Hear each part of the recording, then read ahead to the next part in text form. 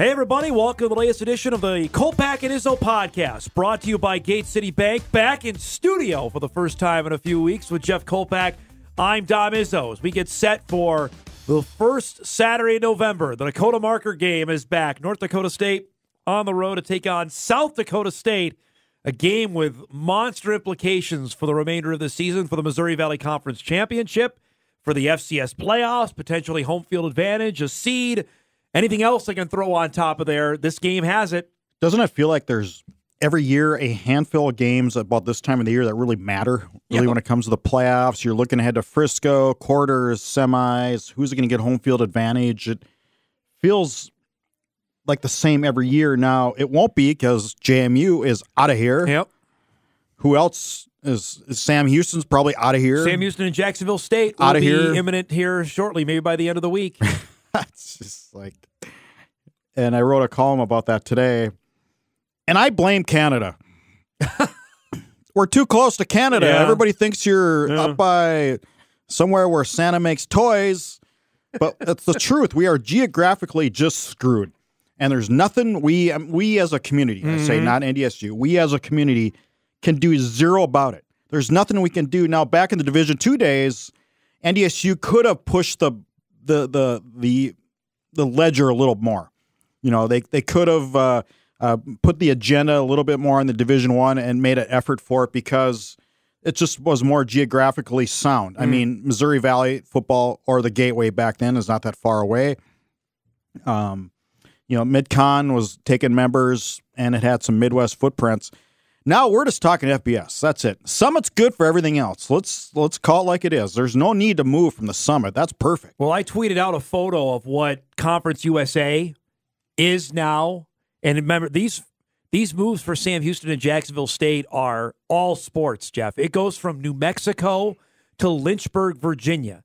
So good luck on – there's no longer you're busing your baseball team – from Huntsville to Lynchburg. And how do you afford that? I just read something today from the Huntsville newspaper. I can't remember what it's called. The Sam Houston students voted down an increase for student fees to help fund athletics, specifically football, I would imagine. They voted it down. Now, where's the money going to come from? The newspaper, and good for them, and we've known this since we've been there since we saw it last fall, that stadium is not FBS whatsoever. I mean, I know it was COVID and you had to space out, but we were outside covering the game. We were. And honestly, the stadium is not. With a track around it, no, that's not an FBS feel there. Even the NDSU equipment folks setting things up, they had to run lines and communication lines, like they had to bring every inch of cord they could find. It's just simple stuff like that. That it is so not FBS. It's like the Fargo Dome press box. It's just Division II. So, I don't want to spoil your column here. So, are you saying, and I did my commentary on this last week, that is there little to no hope here then, if you're a Bison football fan? Yeah, right now, unless the Mountain West comes through for a football affiliate, I don't know what else you do. Where can you go? So, the Liberty model, I've had people bring up to me several times. Well, can't they just do what Liberty did? Just say, we're going to go without a league?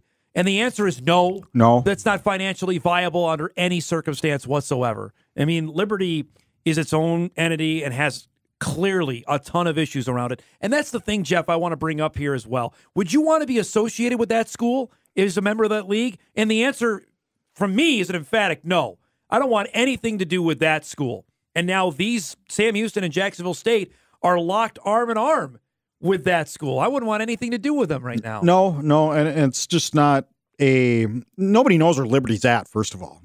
There is no geographical relationship from North Dakota State fans to Liberty. The social impact of what has come out of that school from Jerry Falwell Jr., everything, is there. You don't want anything to do with it. You don't want to be within 100 miles of that school. I wouldn't. No, not just to be FBS. That's correct. I mean, this reeks of desperation. It does. It just does. Between that and the pettiness out of the Colonial, I mean, college athletics never gets old. I'll say that, Jeff. Between that and then what we saw out of the CAA, out of the story out of the Richmond Times-Dispatch on Wednesday, that the CAA has now put the gauntlet down to James Madison and said, if you're going to leave, well, none of the other schools or teams are going to be eligible for the CAA auto bid.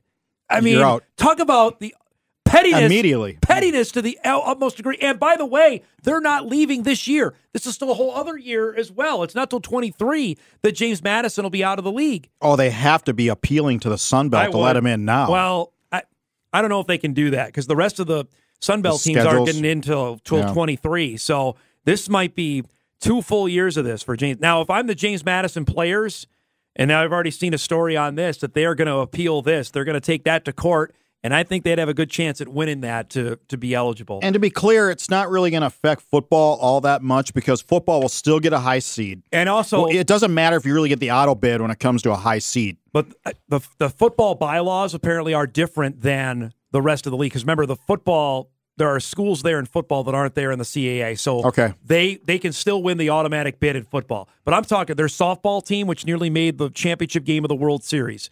Baseball, their basketballs, which you brought up on Twitter last night, all of them are hosed. Absolutely, because that's their only path to the NCAA tournament is to win the automatic bid. It's just unbelievable petty and jealousy out of the rest of the CAA. Yeah, the rest of the president said, "Get the heck out." It's a dog-eat-dog world, is it not? I just. So what do you do if you're NDSU? Let's wrap this point up and this segment up with what do you do? What are the possibilities? Well, you need to somehow, and I think a lot of this stems from declining attendance, a stagnation of the fan base of always winning, a stagnation of teams coming in here and not being all that competitive, albeit, or example, an Indiana State last week. So you have that, but what do you do? I mean, is there other ways to create excitement? I think you need to start selling beer. You need to, the Dome needs to ramp it up here. Yep. As far as renovation, put up the concourse. I know they've been in the plans and in the works, but at some point you got to pull a trigger. New turf will help a little bit. That's not gonna energize fans, I don't think. How about Wi-Fi in the building? For everybody? Wi-Fi in the building would be a good start there.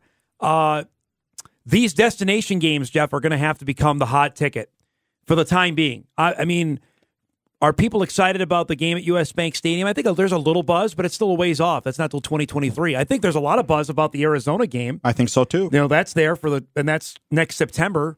But that's the thinking. Those are one-offs. You know what I mean? It's not a consistent deal. But that's the thinking now. It's not if you can compete for a Missouri Valley title. It's what are you doing for me next year?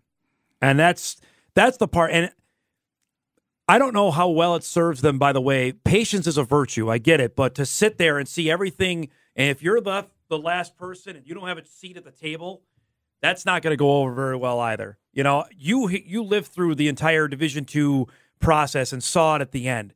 I'll ask you, it seems to me the teams that value football are not in the FCS anymore. Yeah, the difference was Division II kept reducing scholarships, and you reduce the level of play, and you reduce the level of athlete. And over time, it's not glaring to the naked eye, but over time, it does have an effect. I mean, when you go from 42 to 30 scholarships in over a decade period, yeah, it's going to affect your product on the field. That's not the issue here. The issue is not reducing 63 scholarships. The issue is a competition. Yep. So how many, with these schools leaving, Jacksonville State cares about football. Sam Houston cares about football. We know James Madison does. Who left in the division really values football? We know the Montanas. South Dakota State does. Certainly North Dakota State. Weber. Only recently that they care about it. I still think they're a basketball school. Their most famous alum is Damian Lillard, who plays for the Portland Trailblazers. I mean, we did this the other day. You look at the top 15 in the FCS South poll, Dakota right? cares about football. They renovated their dome. But they're not a level of those schools I just talked State, about. They renovated their stadium. That's a basketball school. But they're putting up a indoor football. That's a basketball school. Doug Collins Court, that's a basketball school. Mo State's a basketball school. SIU's a basketball school. Youngstown hasn't been good in football in 30 years. I'm starting to grasp. I know. That's the problem. And that's where things are at right now. You know, you look at the top 15 of the FCS poll, Villanova, Jeff, we know they're a basketball school. Southeastern Louisiana, you know what I mean? That's where I think for Bison football fans the frustration lies. Are we going to be associated with those schools? Or are we want to be with other teams that are good? Bring on the competition. We by the way, are building a $50 million indoor. Right. 50, not 15, yep. 50. 50. Yep. It's just, like you said, geography has always been the linchpin of all of these discussions. And we as a community got by it in Division II, Division I. Yep. We were able to escape that geographical problem. And also linked arms with SDSU to make the move, too. Right. There was a partner to go with on that front. And I asked Stiglmeyer this week, yep. I said, what about these teams leaving? He said he's got to be cautious about it. Yep. He's not going to come out and say, yeah, we need to go FBS. I get that. He said to me he was not interested. That to me, he was not interested in FBS. So I think that answers that question there. NDSU is interested. Yes, but it's got to be for the right deal. The Conference USA is not the right fit under any circumstances. The Mountain West Conference, I think they would take a hard look at that. The MAC, I don't think so. MAC's not better than the Missouri Valley. I've been watching MAC in the last 2 nights, and I've been watching it, and I've been paying attention, and I'm just like, fans don't want any part of that either. No. And we know this. There's never anybody there on weeknights. It's just not. And it's not that great of football. I mean, it's exciting, but the defense is non-existent. They don't tackle. I felt like they had 10 guys on defense half the night. The scores are outrageous. Guys are running up the middle untouched from the 7. Yep. 7 yards up, untouched. I don't want any part of that either. I don't think North Dakota State does. No. How much do you think, and we'll wrap it up here, that being football only hurts this? That it's not all sports. How much? I think that's a hindrance too. No, I don't know about that because this is a football school and football drives everything. But what are you talking about? But I'm saying for invites that the conferences are looking. We want you for everything, not just one sport. I think that hurts. I don't know. I don't know the answer to that. Like the Mountain West would want you for everything. Everything. We have a certain amount of affiliate members. We want you for everything, and that they can't do. Could they somehow afford that? I don't think so. I don't think so. I don't think so. Without the Izzo Foundation, with a $500 million endowment, and plus you are in such a sweet spot in the Summit League. Why would you ever want to give that up? For football.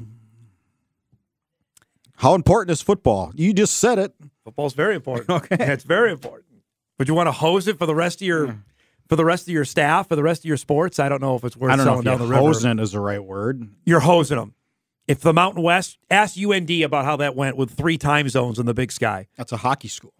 Yeah, but I'm talking when they went to the Big Sky. I know, but the rest of their sports suffered financially. Their volleyball team having to leave on a Tuesday and get back on a Monday in the middle of October. That doesn't work.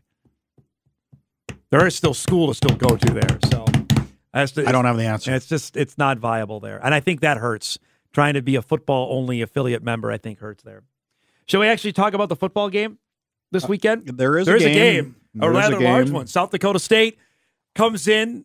They have lost 2 games at home. Their last 2 games at home to Southern Illinois in overtime. Northern Iowa came in there, Jeff, and really took it to them a couple weeks ago on Hobo Days. What do we make of the Jackrabbits of 2021? Well, we make the trend right now is they don't play that well at home, and Stiglmeyer was asked about it this week that he thought, well, on the road, there's no distractions. And, you can talk about them. I don't know, maybe there's distractions at home this year. We don't know. However, it's a trend. And this is a huge game for South Dakota State if they want to make run for Frisco. This is a must-win for sure if they want to make a run for Frisco. For NDSU, I don't think not so much. 1 loss, yeah, it's 1 loss.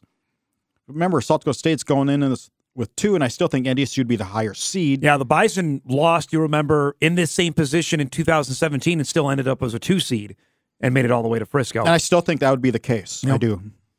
The Jackrabbits are a banged-up team, but they might be getting healthy. Isaiah Davis was back at practice earlier this week when Matt Entz surmised that he thought he would play. Davis, the standout freshman last year of the spring, who had 3 touchdowns in the national championship game. He had a touchdown against the Bison in the Dakota Marker game in April. You add him with Pierre Strong, boy, that is a formidable 1-2 punch. Is Don Gardner, the D-back, coming back? I think he's close. He might be close. Yep. Backhouse is back, the linebacker. But here's what it's going to come down to. Pierre Strong is averaging 7.8 yards per carry. And South Dakota State, for the last 15 years, has brought in good running backs. Kyle Minette. Zach Zenner.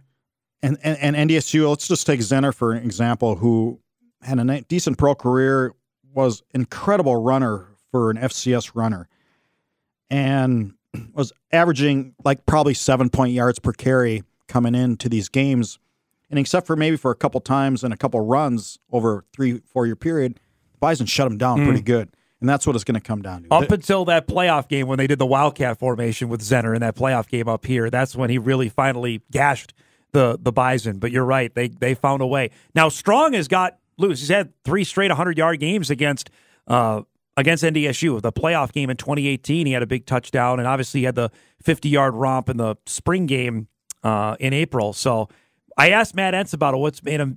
He's gone from a 3-cut guy to a 1-cut guy, is what both Entz and Stiegelmeier told me. More decisive. Just boom, and then gone, and then he's downhill. And that's something that Bison defense will have to obviously have their focus on. The other one is the quarterback. Mark Gronowski is not there. This is Chris Oladokin, transfer that came in from Samford, who lit the world on fire for the first 4 games. I've watched the last 2 games on tape. I watched the SIU game and the Northern Iowa game, and he has been apt to turn the ball over, Jeff. That has been the thing that has really hurt SDSU, is his turnovers over the last 3 games. Still 16 touchdowns against 3 interceptions. Yep. That's a pretty good ratio. Yep. But he has not played in this game. I don't think, and I question this, I was going to look this up. Has he played in his college career ever against a good defense as you'll see on Saturday? I don't know. Samford, I can't go out. I would. Yeah. I would guess this will be the best defense he'll have ever faced. The way the Bison defense has been playing in 2021, there's no doubt. Absolutely. It's at least in the conversation on. I mean, the guy's a grad transfer student. He's been around a long time, but this is a little different level defense. And so will that have an effect? Gronowski was really good against the Bison D, but that was a different Bison D last spring. Yep. And that's why, how much value does anybody take out of that game in the spring? I don't know how much you can, frankly. I'm trying to pretend it didn't exist. The whole spring season, that is. I'm just curious on that, because that's another factor, and we talked about this on the video blog on Monday. The celebration that happened at the Fargo Dome after the game was quite sustained for the Jackrabbits after they won that football game. Yeah, and 30-whatever years of covering football, and we're always there after games. For a while. Cranking our stories and doing post-game shows, and I've been doing that, again, since the late 80s. I don't know if I've ever seen that. They were there for a while. That was odd. Yep. That was really odd, and I don't know if I've ever seen that. Now, will that have an effect once the game starts? Absolutely not. But will it have some sort of motivational zen going on? Probably. Yeah, I would imagine for the Bison, there's that definitely has been But do you need up. any more motivational zen? I don't know about that either. So, the atmosphere is going to be fantastic. We were there 2 years ago when game day was there. It was a perfect day. Looks like the weather's going to be great again on Saturday. It's just going to be off the charts, I think, for the atmosphere on Saturday down there. It's deer hunting. Yeah. Will that affect? I think there'll be plenty of Bison fans there. Okay. I do. I think there'll be plenty. That Are you saying South Dakota State fans don't deer hunt? I'm not saying they don't. I'm not a great South Dakota State deer hunting mind, but I would think that there will still be some Jackrabbit fans that want to go see this is the game of the year for them. I don't think it'll sell out, but I think it'll be pretty good. Really? No sellout? All right. No. We'll see on that. Bison offense. Obviously, the other big question. Who's going to be the starting quarterback for North Dakota State? Got to be Cam Miller, 21-29. He's really, I think, energized this offense to a little more diversity. Even though I talked to Tyler Roll this week, and he predictably said that wasn't the case. It would have been more diverse and multiple with either Quincy or Cam Miller. But I just think Cam gives, and he's a different quarterback this fall than he was last spring, just maybe age, maturity, and grasp of the offense. But it just seems to run differently. And Quincy's, I mean, he was good. He was great against Northern Iowa. Yep. But that passing game, what is he? 53. I don't have a stats. The intermediate passing game was really good against Indiana State. You saw that with the tight ends getting involved with Gindorf and with Babbage. Just the different. And he picked up the blitz. Yeah, he did. And he hit the open tight end. Yep. Down the middle. I think you're going to see a lot more, too, of Tamarick Williams. We've seen his number get called earlier in games over the last few weeks that I think he's going to be called upon maybe even earlier than we've seen yet, Jeff, starting on Saturday. Well, the tailbacks were put on notice that, start breaking tackles and doing something. And I think Tamarick at 230 210 pounds, 215. He's a pretty big guy. Offers the best combination of speed and the ability to break tackles. Yep. Now, Kobe, we saw speed, but I don't think you're going to see holes like that against South Dakota State. Probably not. That you're going to see against that you saw against Indiana State. I'm with you. I think Turmeric over time as grasped the playbook. That was the bugaboo on him earlier in the year. He picked up a nice protection on that pass. He did. To Babbage on the blitz. Yep. So don't think that didn't go unnoticed. No, absolutely. That's the biggest key, I think, for the NDSU running backs is the ability to pick up blocks rather than making plays and getting loose. That's number one there. And think of what are the two most explosive plays the running backs have had this year? Canella, that 75-yarder against Albany, the first play of the second half of that game, and then Kobe. That's it for the explosive, really running back plays out of 8 football games this year, which is such a foreign thing to say for Bison running game. Yeah, that's no John Crockett, that's for sure. It's not even, a couple years ago with Adam Cofield's touchdown run in this game against South Dakota State. That's the part I think that got Matt Entz under his skin on that. So you're with Cam. I am. I'm leaning Cam. that way too. I would think that you got to go with a hot hand here. We still don't know if Quincy's shoulder is 100%. We don't know that. By the way, I asked Kyle Emanuel, we were talking about having a package for Patterson. What did he say? And he disagreed with you. He said that doesn't necessarily mean it's going to be a running play. Okay. Obviously, with his ability to throw the ball, that's the change-up for defenses, is that it doesn't necessarily mean automatically that they're going to run with Quincy in the game. Okay, 75-25 he's going to run. I'm just saying. Yeah, whatever. I look at, you mentioned it off the top here, what is at stake here. So you mentioned with SDSU, a loss for the Jacks, that's 3 losses, that pretty much locks them into Thanksgiving weekend. A Bison loss, I think they're still a 2 or a 3 seed with 1 loss. Because Sam Houston's not going to lose. 3 at the worst. Yeah, I don't think Sam Houston... Assuming Houston... you win the last 2. Sam Houston's not losing a game. No. Then you've got James Madison back in the conversation since Villanova lost for a top 3 seed. Then I think you go to quality of victory, and I think NDSU would have the quality of victory there because the CA is just not good. Yeah, the Mo State win will help them. UND win. Northern Iowa. The Northern Iowa win will certainly carry a lot of weight. And watch for them now, Kolpak, because I would think Northern Iowa would have a certain argument for them to be seeded because they'll have beaten Southern Illinois and they beat South Dakota State. And Sac State. That they should be maybe the 7 or the 8 seed when we get to a couple weeks' time for Selection Sunday. If they win out. They got to win out, which has always been a tricky thing for the Panthers, but they could be in that conversation too as a seeded team. So who knows? Valley could get 3 seeded teams. Well, at Illinois State, we're talking about Northern Iowa. They'll win that game. At Mo State, that's going to be an interesting game. That's in 2 weeks. That's their biggie. And then they have, I think it's Western to end. Correct. Yeah. So it's all in front of Northern Iowa. Shall we do some predictions here before we wrap this up? A couple predictions. A couple? Couple. Well, let's start with that Northern Iowa game against Illinois State. I think UNI goes in there and wins pretty big against Illinois State. Yeah, it's the same old song and dance with Illinois State, which had a nice win at South Dakota, which we'll give them that, but just can't score. That's the problem in football. They did in Vermillion, which is still the stunning part to me. The other game of the weekend in the conference is in Carbondale. Missouri State, off its crazy game with UND, pulled that one out at Southern Illinois, who's coming off, obviously, the loss to Northern Iowa. Yeah, that's an interesting game. That's a great game. It's a good one. I'm going to go with the team with the athletes, and I think Mo State at this time of the year, that victory against UND it showed me something about Mo State. Mo State of old doesn't come back and win a game like that. Like they're probably not in the game. Well, it showed me. Yeah, it showed me they cared. Yep. And it showed me they had some resolve and those kind of things in football that are big this time of year. Mo State you're going with, huh? All right. I got SIU. I'll take the Salukis. I think they bounce back at home. Mo State, if they lose to be 5-4, they'd have to win out. It's such a cop-out. Oh, they bounce back at home. How many times do you say that? You say that every week on somebody. I think they bounce back at home. I do. I think SIU is good enough. I think they'll win the game. Any team that lost on the road the previous week, they're going to bounce back at home. Okay. Well, then I'll differ there because I'm going to take Youngstown State to win at UND. UND lost it on the road last week. I don't think they bounce back at home. No, I think UND is going to bounce back at home. It's Youngstown. Youngstown's got some guys. We're going to see that next week. They got a good running back. That Jaleel McLaughlin's the real deal. Yeah, but he's like 5'8", 170. Should be right up your alley. This is a guy who's not that big. He's got 8 touchdowns already this season. USD at Western here. USD had its somehow the Coyotes have got to find a way to either beat the Jacks or beat the Bison if they want a playoff shot. Western's won 2 games, and we didn't think that was going to happen this year. I had him winning last week. I've been very impressed with Jared Elliott and the coaching job. I know it's not coach of the year kind of stuff, but to me it is in a way that he's been able to keep his troops motivated. Yep. And in that case, I'm going with Western. Ooh, I think they're motivated. wow. I like the way that they have some.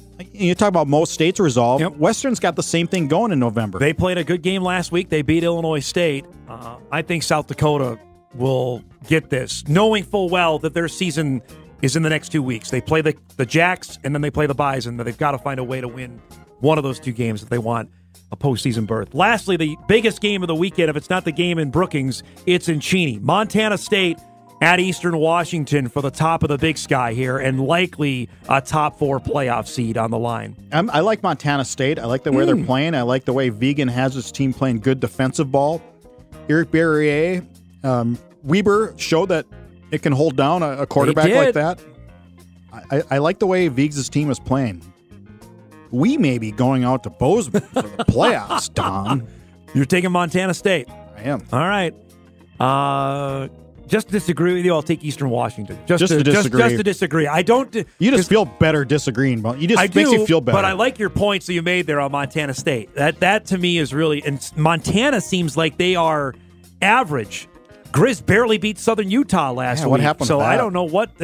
After Bobby Houck said we're back, we're not playing Bemidji State. Maybe they could avoid. I heard Bob Bemidji Stitt. They were back in 2014 on an August night. That'll be a fun game. That game with Montana State and Eastern Washington. Reminder: Bison Game Day is live in Brookings at 10 a.m. John Stiglmeyer, South Dakota State head coach, is going to join us on the show on Saturday morning and leading up to kickoff at 2 o'clock between the Bison and the Jackrabbits. Jeff, myself, and a cast of thousands. I think I've covered Stig longer than any other coach still remaining, whether it's basketball or football. I think he's number one. Huh? I think he's the longest tenured recipient of my bad questions. Are we going to get a hug on set then? No, from you guys? no. I'm just saying he's the longest running recipient of my stupid story angles and bad questions. Hey, if he calls you by name, then you know it's a big deal, and he does that. Thanks everybody for listening to the latest edition of the Kolpak and Izzo podcast, brought to you by Gate City Bank. We'll see everybody at the game on Saturday.